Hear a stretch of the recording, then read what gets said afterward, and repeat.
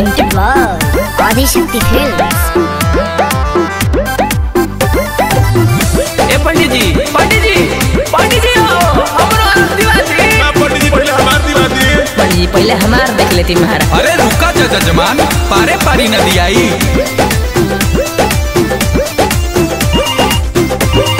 Hello. हाँ hello. कहाँ बनी जी? आए पुरुष जने का करतनी? जजमान के अर्घ दीवा बतानी। हाँ तो अपन अर्घ ना दियाई, हाय छोटका रोत भूखे। बस आवतानी। अरे भूखलो में देत बानी दुखे जी, छोटा को रोवत बाटे भूखे जी। सुनने हनु ए जी, भूखलो में देत बानी दुखे जी, छोटा को रोवत बाटे भूखे जी। धीरे धीरे भइल जाता घास, सुनिए जी जल्दी आइए ना।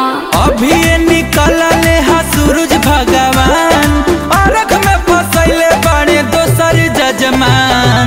अभी निकल ले हा सूरज भगवान, अर्घ में फसैले बड़े दोसर जजमान। पंडित जी उनकर करा के आई, हमरो अर्घ दिवा दी। पंडित जी तो ध्यान दे दे। अरे आ रहे हैं जजमान, एक एक करके आएंगे।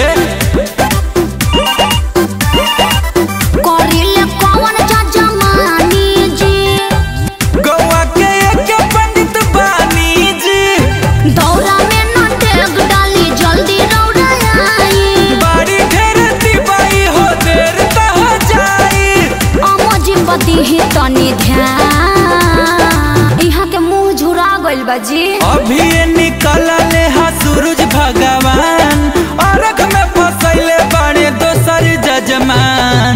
अभी निकल ले हा सूरज भगवान, अर्घ में फसैले बड़े दोसर जजमान।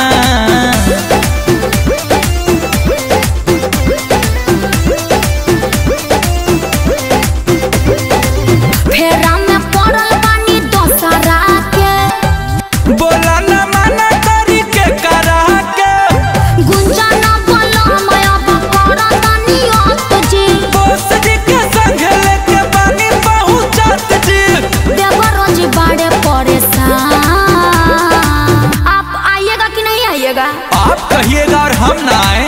हमको मक्खन मत लगाइए। हे भाग्यवान, पहले पीछे मुड़िया तो घुमाइए। आ गए आप? अरे और तनी दोपहरिया बिंदा के आए होते। सुनिए का है? गुस्सा छोड़ा हवे छठ पर्व महान,